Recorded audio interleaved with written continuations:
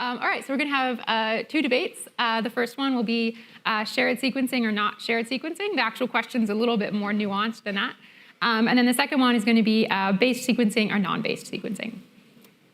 Okay, so I'm just going to give a frame of the first debate. So shared versus non-shared sequencing. Okay, so a lot of this is kind of similar to the things I mentioned earlier in my talk and that were mentioned earlier in other talks. So we have non-shared sequencing. Each rollup has its own isolated protocol that determines the sequence of all of the rollup transactions. This is the state of L2 sequencing today. And then we have shared sequencing, which consists of two main parts. The first part is a proposer assignment mechanism. So this is what determines the set of proposers for the next rollup blocks. Usually this is just one proposer. So you think in the vanilla-based sequencing, this proposer is the L1 proposer. It's just one proposer that proposes for all rollups, but this could be some set of multiple proposers. But the point is that all the rollups agree and they use the same proposer mechanism. The second property is some finality gadget. So this finality gadget would finalize all of the proposed rollup blocks, and it provides a confirmation to users that this is in fact finalized. So these two properties are completely separate. You could, they're very separate, but there is a lot of benefit in sharing them. So for example, if rollups use the same proposer assignment, but they have different finality gadgets, that's kind of hard then to reason about your interoperability because one is final under some set of conditions and another rollup is final under another set of conditions. So the finality gadget is, the base finality gadget is always Ethereum for all of the L1 rollups. But you can imagine maybe another case where rollups share kind of this layer 1.5, which is a fast finality gadget that can, come to finality a lot faster than Ethereum comes to finality. But then again, everything is eventually settled to Ethereum. So here's a few examples of what a shared proposer assignment is. So as I said, you have, I'll start with the OG-based sequencing, which is where your shared proposer is the L1 proposer. This is probably what's most familiar to most people. You can also have a fixed shared proposer set, which is basically some set that you go through round robin, et cetera. And then you can have a dynamic auction, which is what I mentioned earlier, where you dynamically choose and elect the proposers. So the question for this debate, which is the more nuanced version, is it desirable to have a future where you have global shared sequencing, where Ethereum L1 and virtually all of the rollup blocks are sequenced by the same entity within one slot? So the question, is this a desirable future? And note that this question is separate from the question of is there value in sharing a finality gadget? So that's out of scope for this. So this question was modified at the very last second. So here's some common arguments. They might not match up quite with the question, but I think that they're still useful for us to talk about. So common arguments for sharing a proposer assignment. So one is that you optimize for cross-domain user intents. If you have a shared proposer assignment, you can agree to have shared proposers and do these cross-chain arbitrages, et cetera. Another argument is that if you combine it with real-time proving, this enables trustless synchronous composability, which is very important.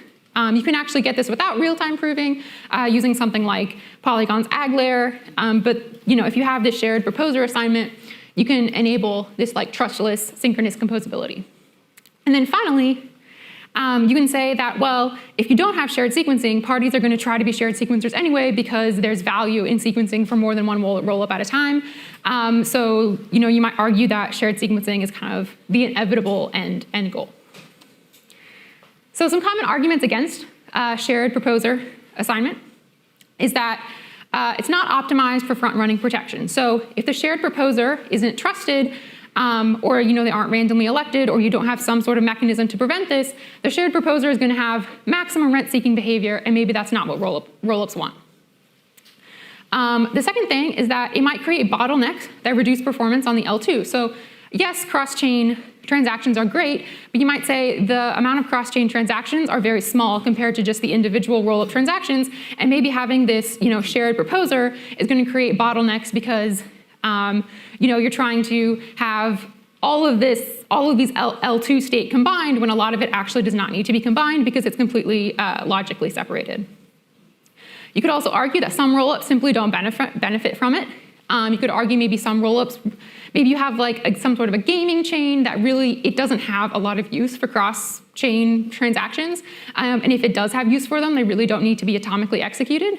That's also an argument.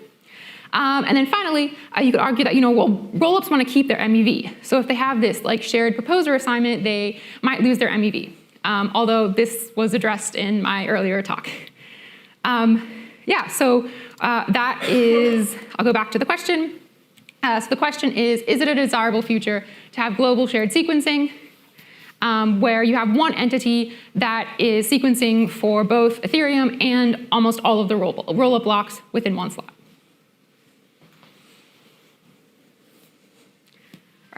All right, I guess now it's time for the debate.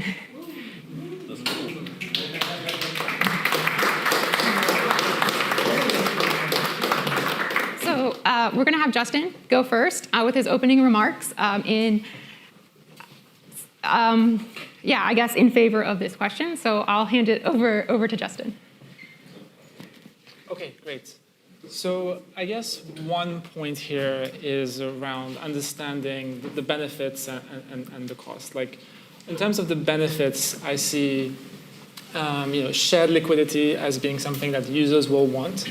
I also see shared pre-confirmations as something users will want. Imagine that you have a complex application, for example, a marketplace, which involves identity, it involves an escrow agent, an insurance mechanism, it involves reputation, and all of these things live in different execution environments. Now, if I want to make a complex transaction, I have to interface with all these different counterparties. And basically, your UX falls to the weakest link. Like whoever is the slowest to provide you a pre-confirmation, that's going to be your pre-confirmation latency. If one of them kind of rugs you, then now your whole transaction kind of has to revert because you want everything to go through or none of it to go through. So I think there's going to be market demand for this synchronous composability, and in some sense, we can't avoid it. It's going to happen, whatever, in all futures. Now, one of the things you can try and do is fight it, where you basically give sequencing and pre-confirmation rights to independent parties. But what I expect will happen there is actually even more complexity. And basically, the sequencing, the shared sequencing layer will be built on top of it. So you can imagine like off-chain markets and like very fancy, maybe SUAF-based markets that aggregate and allow for each individual proposer to delegate their sequencing rights to this mega sequencer. And so in some sense, what shared sequencing is all about is minimizing the costs of shared sequencing, which is a complexity and sophistication, all while still giving to users what they want, which is this synchronous composability.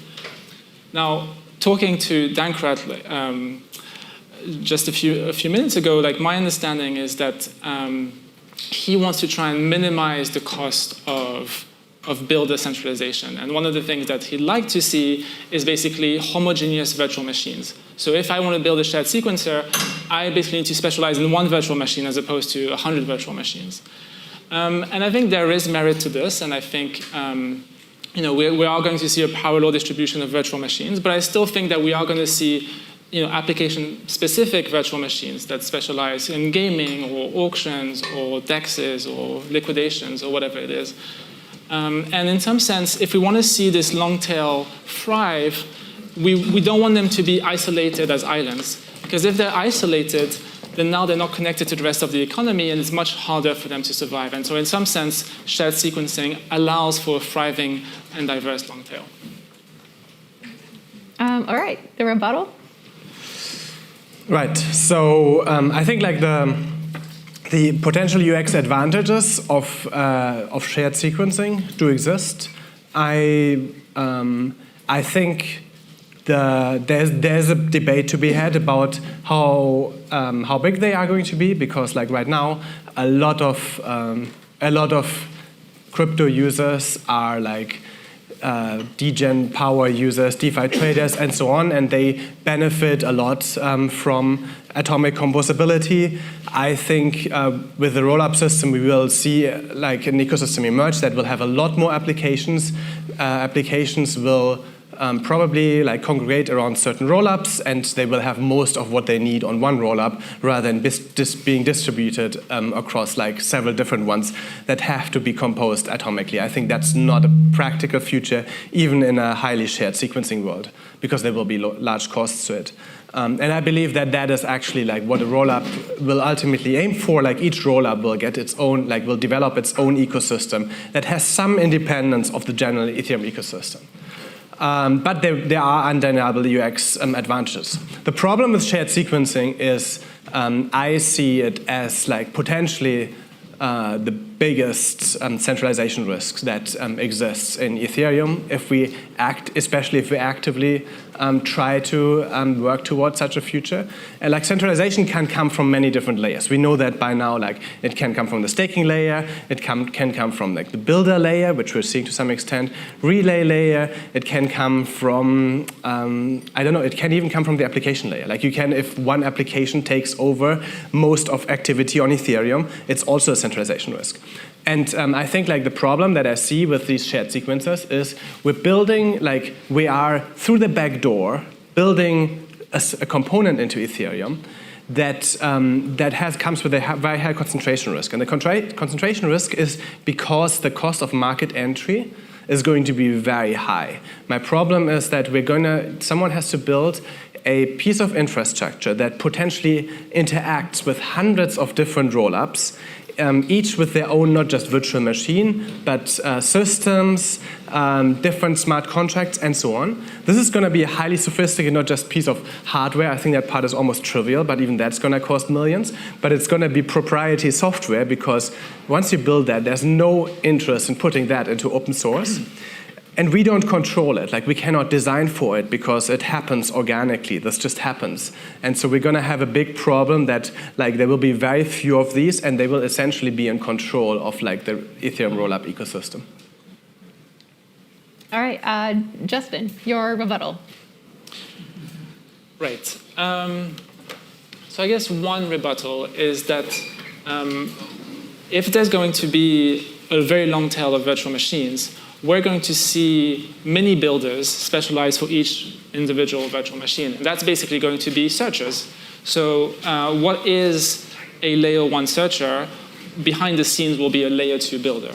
So basically, builders today, you can think of them as being centralized. Like Beaver is very scary, they build half the blocks. But actually behind the scenes, there's dozens of entities which are called searchers that do provide some amount of decentralization and robustness there. And if you do want to compete as a smaller actor, well, just start as a searcher and like specialize in that specific virtual machine.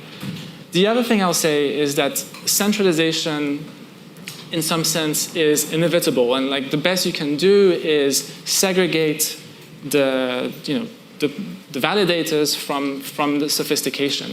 And we have proposed a builder separation, which is what it's all about. And we want to make sure that the builders, even if there's 2 or 3 builders, that they can't censor, they can't cause liveness failures, they can't cause safety failures, they can't do front running, they can't do all of the bad things.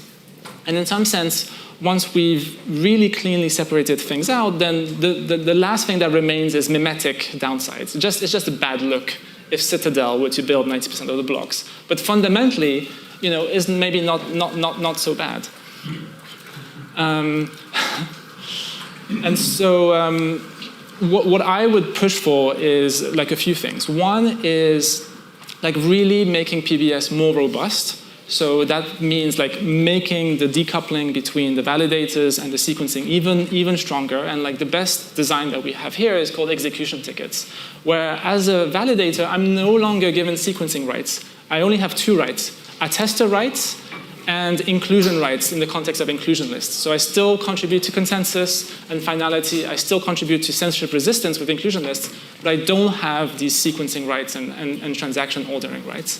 Instead, that's given to a sophisticated entity.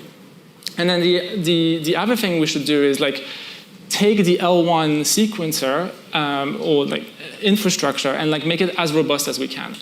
So we have inclusion lists, we have encrypted mempools, and all of these things kind of make it so that even in the worst case, well, and sometimes we need to think adversarially, like let's just assume the worst case. Let's assume there's one mega builder. Like even in that case, we want Ethereum to be World War III resistant. You have about 2.5 minutes left. Do you have anything you want to add? Okay. So, like, one of the things that we were talking about with Dankrad just a few minutes ago is, okay, it's less about a binary thing like is shared sequencing good or bad. It's more about the subtleties and nuances of what is the barrier to entry to become a builder. And like one of the ideas that was put forward is homogeneity of the virtual machine. And I think this is something that we're going to move to eventually. So there's this idea of a native rollup, which used to be called an enshrined rollup. What is a native rollup? It's one that natively reuses the EVM. So today, if you're an EVM rollup, you're not native in the sense that you're trying your best to be EVM equivalent, but more likely than not, you're not. You're going to have bugs. You're going to make trade-offs for performance. You're going to have all sorts of things. And so one of the things that we're working on is basically exposing this ZK EVM precompile that means that rollups can natively use the EVM. And if that precompile catches on, then we can expect homogeneity. And that's one way to think about it is execution sharding. But execution sharding, as designed a few years ago, was very opinionated. We had 64 shards or 1024 shards, and they were each exactly the same, and they were each like maximally enshrined and native. But with this precompile, we actually bring back the programmability of Ethereum in the sense that it's just a precompile, and if you want to have a wrapper around it, if you want to have tokenomics, if you want to have public goods funding, if you want to have governance around it, you can do that. You can have your own brand, your own community, your own ecosystem, and still benefit from the perfect equivalence to the EVM, because literally you're using the EVM natively. You don't have bugs, because bugs are not the responsibility of the L1 and the L0.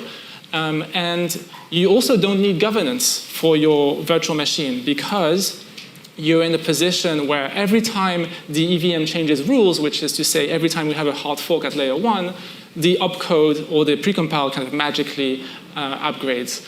And so the future, I think, will be very clean and more homogeneous. And we're in this temporary awkward phase, puberty phase, I guess. But it's something that we need to go through in order to reach adulthood. Awesome, thank you. Dankrad, what about your rebuttal? Yes. So I think I'm going to reply to 3 different points that were made. So I think the first one was the question of, can we just is it okay? Are these builders actually that complex because they can outsource some of the process to searchers? So I think, to me, the core argument that I feel Justin makes about shared sequencing is that it provides this global composability. I think if you want that, if that is what you believe it will provide, it effectively means there has to be at least someone out there who simulates this all together. So even if you have individual searchers somewhere, their software effectively will need to run in that big piece that simulates everything and figures out how it all fits together. Otherwise, you're not going to get composability. So I don't think that this effectively, totally, it might happen if there's some very specialized thing. But as soon as that becomes interesting enough for the global composability, it will have to be run in the global sequencer with the global prover and so on. So I think this concentration risk is not remedied by that.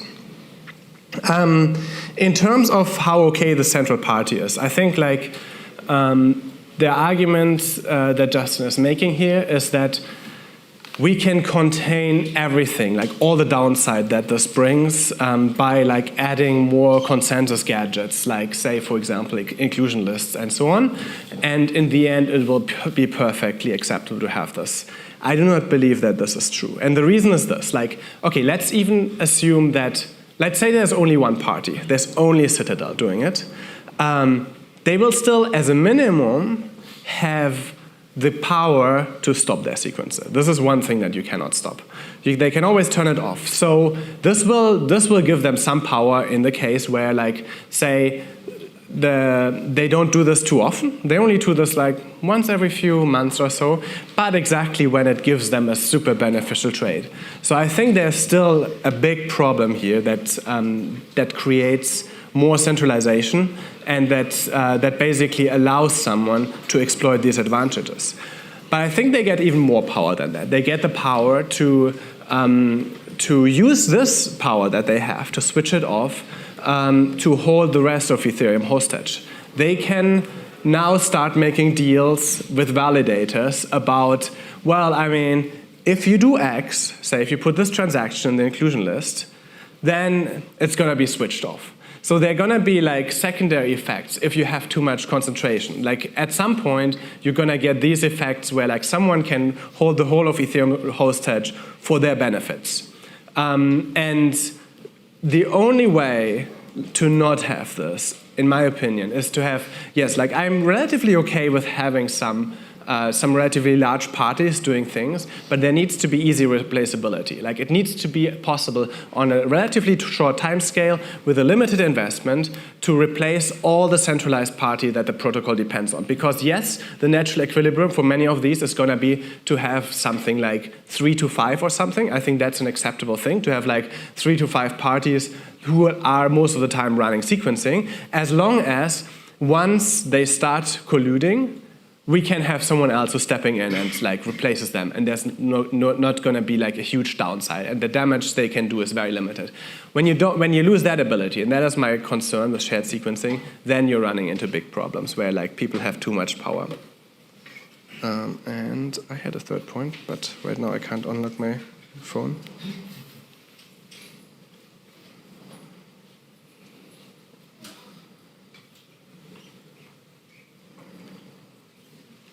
Okay, last point is about native rollups. So I can see that you can potentially get to a sort of execution-like sharding roadmap by adding construction that basically like adds an easy way to prove the EVM. I want to propose an alternative, which is this. I think at the point where we are able to build sequences and provers large enough to run, say, 100 or 1,000 times the current EVM scale, I think what we should actually naturally do is instead put these resources to scale our current L1. Like, I think this is something we should definitely eventually do. I think we will, within the next 5 years, arrive there. And I think it makes sense to like start scaling the gas limit. Say, like, put an ZK EVM prover on L1, put it on the data availability layer, and say, like, yes, at some point we do need sequencers. But if we do it this way, first we get totally like for free global composability, because it is actually the Ethereum L1. We get a lot of control. We will know exactly how much it costs to sequence this, to run these transactions, and we get to build like the infrastructure. We get to like know that everyone can run a basic set of open source infrastructure. So I think this is a much better world, and like I think like we will run into like a world where within 5 years, like doing like say 100x EVM will be able at a sequencer cost of like say less than $100,000. I'm pretty convinced of that. And I think like if that's what we want, this is what we should be aiming for. And I totally think that should be Ethereum's long-term strategy. And I also think this is not actually a threat to rollups, because ultimately rollups will like build on their own ecosystems. They will have their own like value provision, and they will be like yes, their own brand that provides users with a different experience that is good for certain applications that will continue to run on them. Okay, so we were going to go into questions now, but I'm wondering if maybe we can go a little bit off book, because I feel like Justin has a lot of responses he would like to say to that. So maybe I can give Justin like a minute or two to respond to that. I could see him squirming in his chair. Okay, I guess one cool thing is that once we have this ZK VM precompile, in some sense, we can remove the gas limit. right? Because what's the reason why we have a gas limit is because we want to prevent denial of service. But if verifying an EVM block is constant time, it takes 1 millisecond, you just have to verify the SNOC, then you no longer have this denial of service. So you can stuff, a trillion additions and multiplications and bit operations, and it will all be kind of compressed into a single SNOC. And so in some sense, I agree with Dankrad that we can basically just remove the gas limit. And maybe we do need a gas limit specifically for state bloat, right? We don't want to write to state too much. But there is actually maybe an argument to be said that the limits on data availability also limit the state growth. Another thing that I agree with Dankrad is around the need for a fallback. Right? Just because we have sophisticated infrastructure doesn't mean that we shouldn't have unsophisticated infrastructure and that act as a fallback. And so my mental model for many things actually is that we have this optimistic default path, which is hyper-optimized and provides best outcome for users. But then in World War III situations where like all citadels been blown up, then we do need to have these unsophisticated builders and searchers kick in. And one of the things that makes me very, very optimistic about this future being relatively straightforward is actually encryption. And the reason is that once all your mempools are just like encrypted white noise, then really the main thing that you can do is just concatenate encrypted transactions. Like once you can't inspect inside, then like for the vast majority of transactions, you can just almost first come, first serve, concatenate them. And even like there's no sophistication there, right? You don't need capital, you don't need an army of PhDs, you don't need fancy algorithms and all of that stuff. So I am optimistic that yes, we can have more homogeneity on Ethereum, we can have no more gas limit, and we can also have these fairly simple fallbacks that start kicking in. All right, Dankrad, do you have a quick response before we go? I feel like everything he said was agreeing with my points. I don't know if there's any response here. I guess my point is that all of these things, a fallback, increasing the limit, these are not mutually exclusive with shared sequencing. We can have both. Why not both?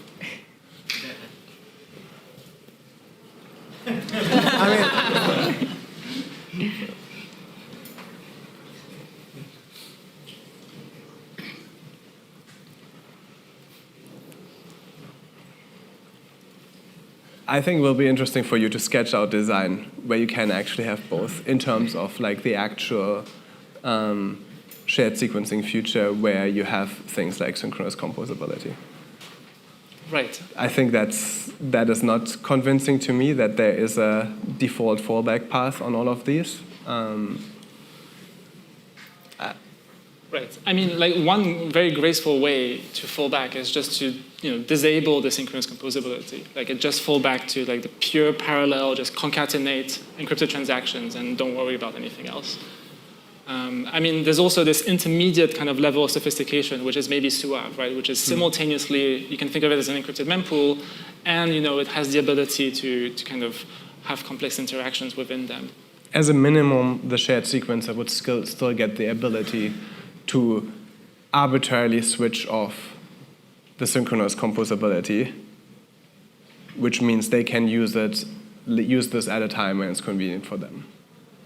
For example, if they can exploit something on a rollup that someone else cannot because they don't have enough capital and would require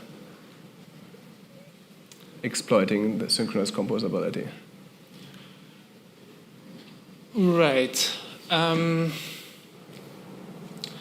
I mean, one thing that can be leveraged is actually,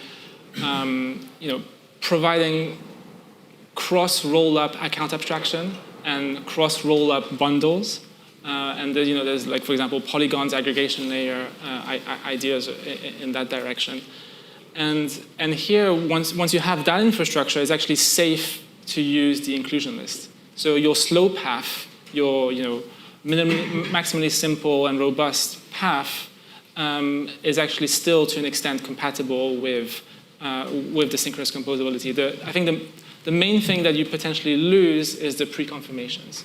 So you lose this real-time UX, you fall back to 12 seconds, But one of the things that Vitalik noticed recently is that the internet always very often has these glitches, right? Like how many times a day do you have to wait a few seconds for things to reboot and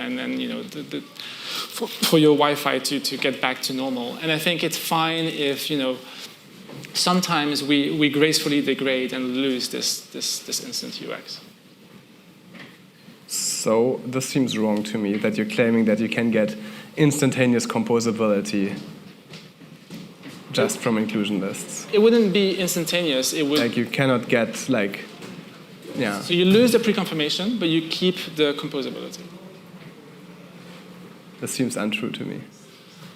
Okay.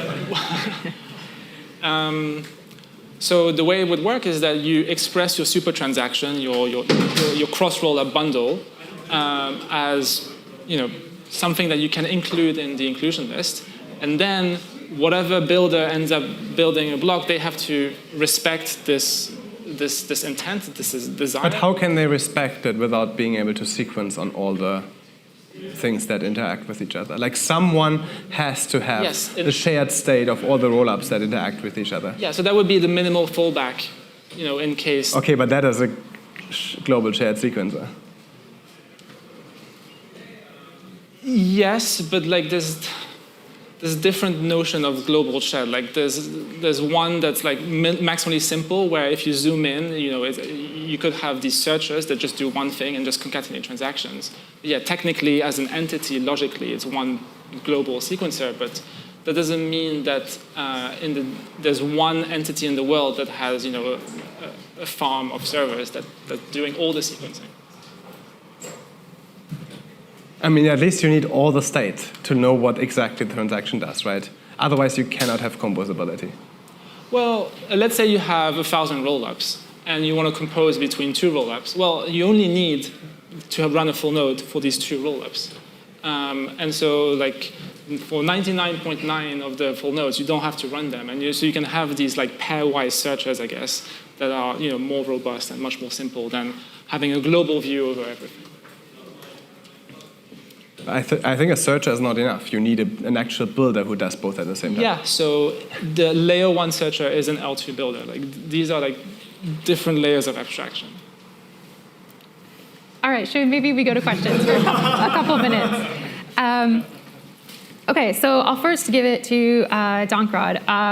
What are your opinions on things like hyperchains and superchains, where there are communities that share a sequencer, but they don't share a global shared sequencer? Yeah, I mean, I think, to me, a superchain is, in the end, just one rollup. I would say, it's just, a different way of creating what I would call, logically one rollup with, just different, partitions that are individually administered, but I think that doesn't make them separate rollups. It's basically, they could just have these different partitions just be their own smart contracts. So I think the global thing is logically one rollup. Okay, yeah, makes sense. And then to Justin. So in your previous talk, you talked about execution tickets probably being several years away. What do you see as while we don't have execution tickets, how we should enable this shared sequencing? Right. So the basic idea is delegation. So the sequencing rights would be given to an L1 proposer, and that L1 proposer, if they choose to not be a pre-confirmer, they can delegate their sequencing and pre-confirmation rights to some other entity. And now you can ask yourself, okay, so I call it the gateway. So logically call it the gateway. Now we can ask ourselves, what makes sense to who should be running the gateway? Well, the gateway needs to be mutually trusted by the proposer, of course, and they also need to be trusted by the users. And one of the reasons is actually around the pricing of pre-confirmation tips. And this is a really delicate balance. So every time a user makes a request for pre-confirmation, they have to pay a corresponding tip for this service. And there's basically 2 outcomes that are bad. Outcome number 1 is that the tip that the users have to pay is actually too high, in which case the users won't be happy and they'll get ripped off. And outcome number 2 is the tip is too low and the proposer kind of is not happy and feels that they've been ripped off. And so really you want this neutral party which is trusted to provide the pricing on both sides, that is fair on both sides. And like, if I were to look at the existing ecosystem and try and map this gateway role to one of them, I think it would be the relay. And the reason is that the relay is already this kind of trusted brand, which is meant to be credibly neutral, that is already trusted by the builders and the proposers, and now they need to be trusted by a third type of entity, which is the user. And actually being trusted by the builders and having all the builder connections is useful. And the reason is that once we have pre-confirmations, we modify PBS in such a way that the builders still have to build these MEV maximizing blocks, but with the constraint of having to satisfy the pre-confirmation. So really it's like this four-way game where we have users, proposers, builders, and then relays in the middle that are just neutral coordinators. Okay, as a follow-up question to that, how would you respond to people who say that we should not be adding more responsibilities to the relays, we should be removing relays from the system? Right. So I've always been of the opinion that relays should be this temporary thing and then they should just die.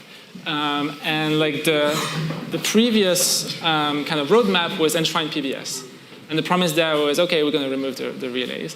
Now, there's kind of good news and bad news. The bad news is that ePBS looks way less attractive today than it looked a year or two ago. And so that as a roadmap looks less feasible, but also it might take more time. But the good news is that we actually have an even better design idea, which is these execution tickets. And so, sure, we might have to wait a little bit longer, and relays might have to live, longer than expected.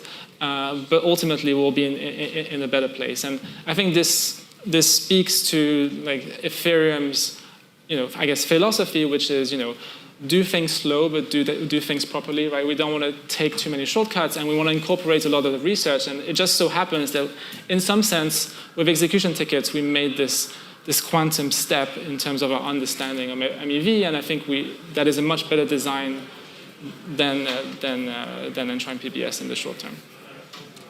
Yeah, thank you. So, and then a question to Dankrad.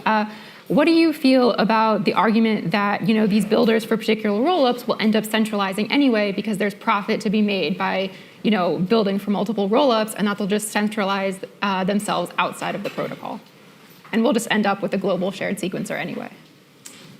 I mean, I think that is a good question. For me, that's different from the normative question of like, do I think it's a desirable future? Mm-hmm. Right now I see it as a danger.